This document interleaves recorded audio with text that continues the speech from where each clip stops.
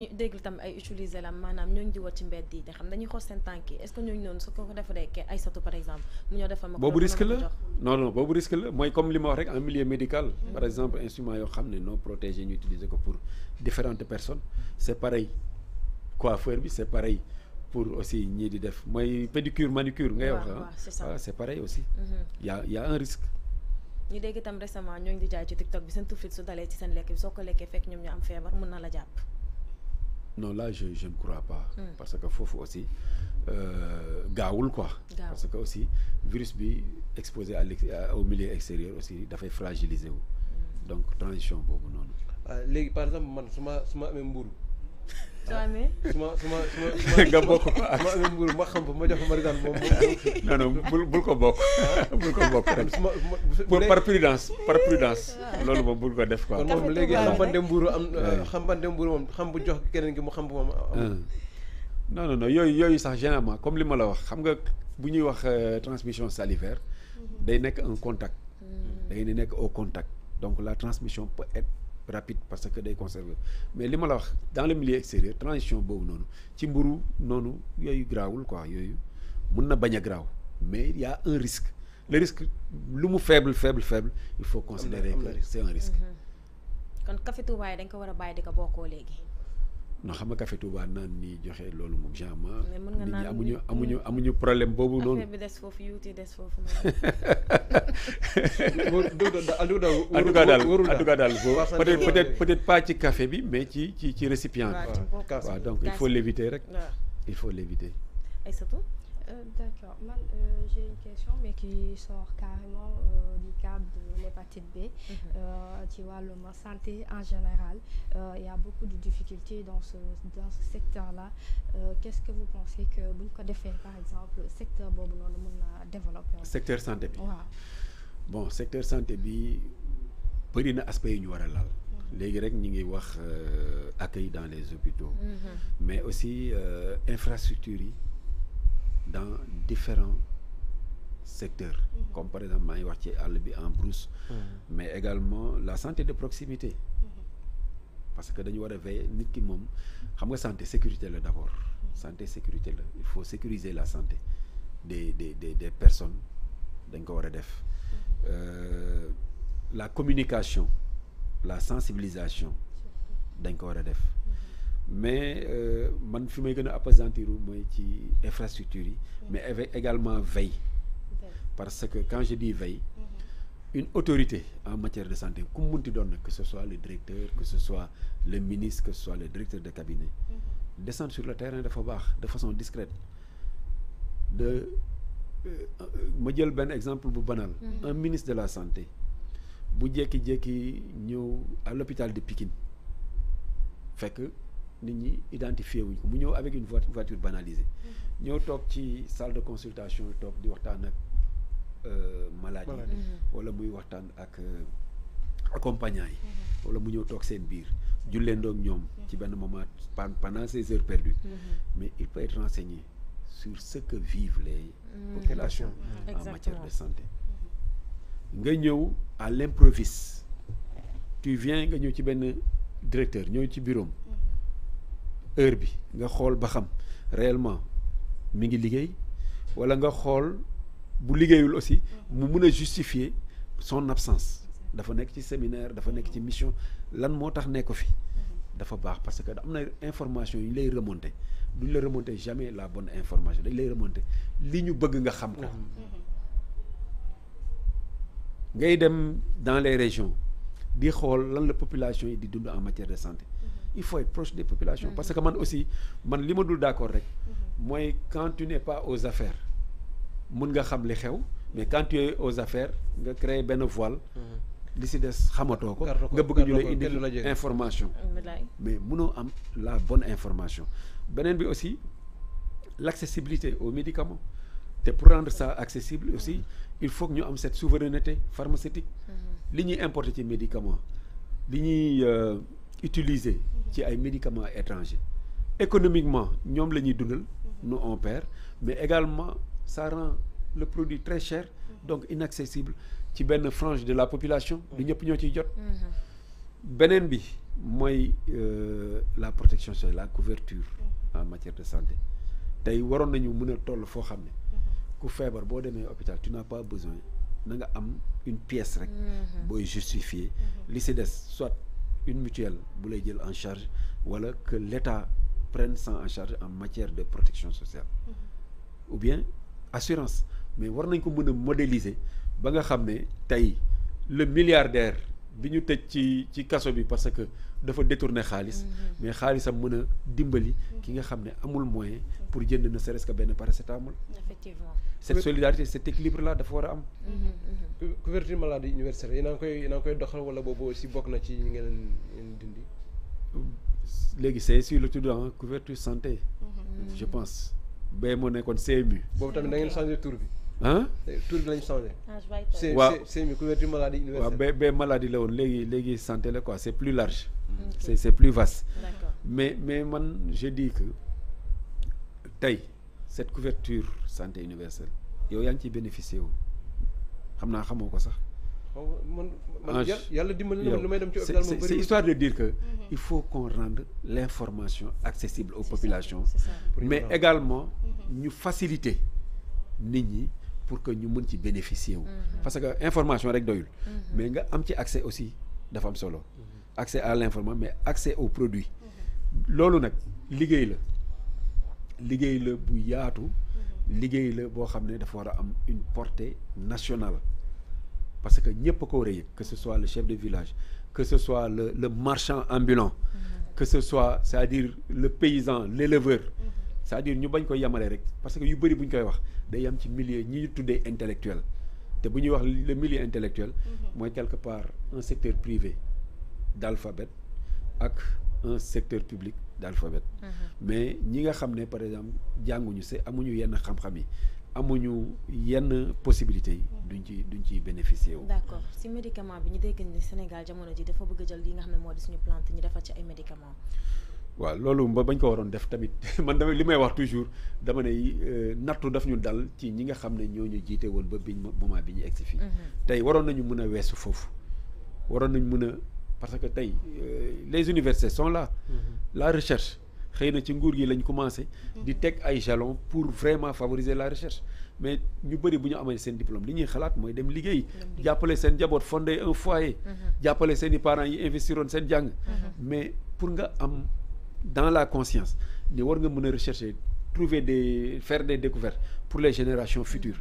ñun nekkul woon suñu culture te pourtant occidentaux yi américains mais seen culture boobu noonu moo tax tey ñun ñuy bénéficier wu ci ay médicaments. donc tey on a un pas à franchir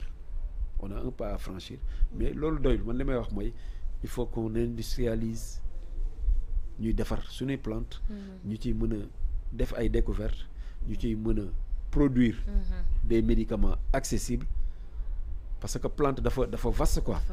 dafa vaste boo jëlee benn plante mun na am ay principes actifs c'est-à-dire li nga xam ne mooy faj ci garab gi mun na am façon yu bëri yu ci ne am yoo xam ne dafa toxique te yooyu il faut nga ràññee leen pour extraire leen parce que yooyu boo ko utiliser boo defee infusion benn garab wala nga def décoction mi ngi mel ni nga defar ataaya mais li nga ciy am ci principe actif dafa bëri am na yu baax mais am na yu toxique mais bu fekkee ne yu baax dafa ëpp doole yow loolu nga ciy bénéficier loolu rek ngay gis mais li lay yàqal doo ko gis tey ci ataaya comme ni ma ko tuddee nii de façon kii ci la ñu tiré bon ni mu amee café ataaya théine bi ak caféine benn la c'est la même molécule ñu bëri ñun ñuy jàng sax parce que dañ koy fàtte parfois parce que tellement cours yi dafa métti mais molécule bu ataaya bi tudd théine ak bu caféine boo koy yóbbuwee ci laboratoire bi c'est la même molécule amul benn différence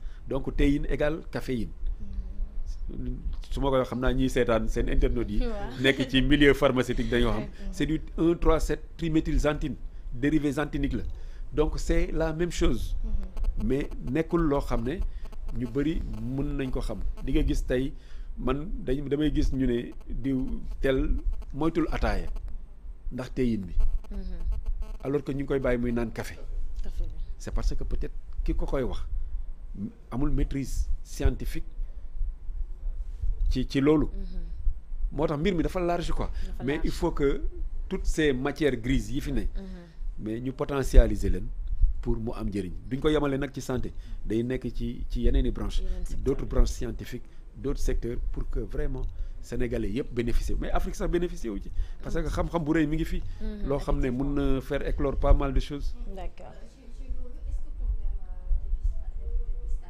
ci hépatite B bi ça coûte cher. Non, ça coûte pas cher dans les centres de santé. waxuma sax dans les hôpitaux dans les centres de santé la plupart des centres de santé boo fa demee di nga mën a def dépistage ça coûte pas du tout cher. Pas du tout. Je pense que ticket rek ngay jënd après c'est fini de. ticket ngay jënd non am na sax fooy dem en fait dañ koy tarifé. dañ koy tarifé par rapport ak benn grille ci ay analyses yoo war a def mais c'est accessible. Je pense que ça mérite une communication pour que population bi mën a xam parce que ñu bëri dañoo jàpp ne dafa cher. moo tax it duñ dem. non mais effectivement nécessité na communication mais man toujours li may déplorer rek mooy damay wax ni loolu bu ñu ko waree def yàgg na quoi parce que yoo xam ne xam nañ ko depuis plus d'une vingtaine d'années maîtriser nañ ko depuis plus d'une vingtaine d'années man toujours je me demande nos différents ministères c'est que politique bi moo ëpp doole liggéey bi quoi léegi lépp politique la Sénégal voilà ak yeneen dëkk yi en soi mais loo ci doon laataa ñuy yëkkati li nga xam ne moo di waaw laata ñuy yëkkati jotaay bi xam nga docteur mënu fee toog te mu bàyyi ko ci benn parti wala bàyyi ko ci benn coalition te duñ ko laaj gis nañu seen ay xarit ñi nga xam ne ñoom ñoo doon ànd démb politique bi nag ñi nga xam ne ñoom ñoo doon ànd démb ñu gis nañ commencé nañ génn ci nga xam ne moo di télévision yi di xaw yi li nga xamante ne moom moo di ay kii ay ñooñu ñan la ay sutura ay ñoom Bougar ay ñoom Fallou lan ngay tontu par rapport ak li nga xam ne moo di temps yi déclaration yi nag di def mais aussi yu bëri yu nga xamante ne peut-être que lu nëbboon la temps yi moom ñu comme lan moo nëbbu woon yu bëri ñu ngi koy wax ci non bëri na là je vais être très précis bëri na man yu may dégg parce que man d'habitude sax du ma leen suivre parce que dès les premières sorties am na loo xam ne su ma ko suivre ma xam ne la personne n'est pas cohérente dootuma perdre sama temps di ko topp parce que nit ki bu amul information moment bi nga xam ne quitté na muy wax loo xam ne en fait yu ci bëri daf koy inventé de toute pièce donc ce qui veut dire que dès lors que nekkatu fa mënatul am information bu bees bu mu mën a génnee wala bu mu la mën a renseigner donc dootuma leen suivre bëri na lu ñu wax ci seeni première sortie non seulement je parlais d'incohérence mais mu bëri loo xam ne xamuñu ko maîtriser wuñu ko te nit ki li mu maîtriser wul bu ci waxee dafay faillir je donne un exemple banal te dama ci dem de façon précise xaaru woon nag sa question bi quand même quand on parlait de cotisation de la coalition bi muy wax ci cotisation coalition dafa citer un nom ne kii lañ ko doon jox alors que ñi nga xam ne ñoo yoroon commission finance bu coalition bi avant l'élection présidentielle ki ko jiite woon il s'appelle Ousseynou Faye il ne l'a pas cité xamu ko ki ci toppoon Ndeye Fatou Ndiaye je sais pas quelque chose comme ça noonu la tudd moo nekkoon adjointam ñoo yoroon commission bi ñooñu lañ doon verser les cotisations yow bu fekkee ne yow da nga ñëw nga joxe d'autres noms ñoo xam ne xëy na collecté nañ yeneen cotisations par rapport à d'autres événements yoo xam ne dépassé nañ largement presque jege nañ législative ou avant législative donc ce qui veut dire que tu es en deçà de l'information kon ce qui veut dire fi nga puiser baaxul donc man je doute même est-ce que parce que man personnellement je dis coalition bi dafa am li ñuy wax la conférence des leaders et il y a la coalition elle est très large mais la conférence des leaders moo fi nekkoon avant l'élection présidentielle moo doon réfléchir sur la campagne sur la méthodologie techniquement ressources de financement et tout ñooñu ñoo doon tenir des réunions régulières et c'était privé il y avait pas de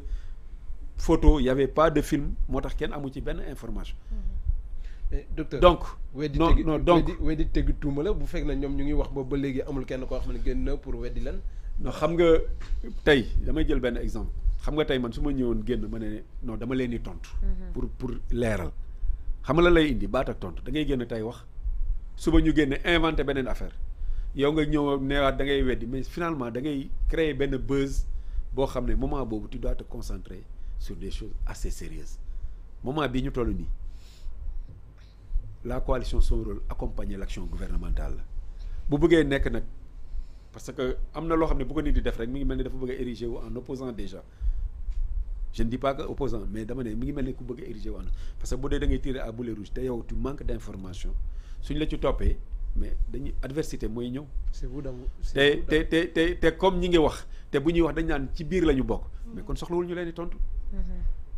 man ki nekk sama biir njaboot du génn ci mbedd bi dama attaqué ma génn ci mbedd bi da ko tontu damay xaar ba mu ñibbisi ci kër gi ma wax ak moom. c'est vous dans vous et nous on consomme. ah mais là tu m'interpelles après tu me dis c'est vous dans vous. ah ñoom nee nañ ba léegi ñu ngi ci biir kay. waaw mais justement moo tax ma wax la loolu.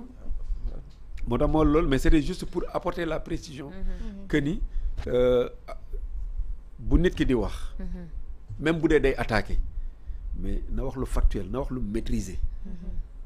na wax lu mu xam parce que tey mënuma ñëw ma wax ci yow loo xam ne bu subaa buñ ma nee Ange lan la soloon bi ngeen toogee ma ne non il était en pull-over bleu donc bu ñu génnee image bi dañ naan kon ki fa toogoon du man. dañu wax li nga xam maanaam da ngeen di préparer dafa am ay convocation ngeen di préparer. non je parle pas de ça.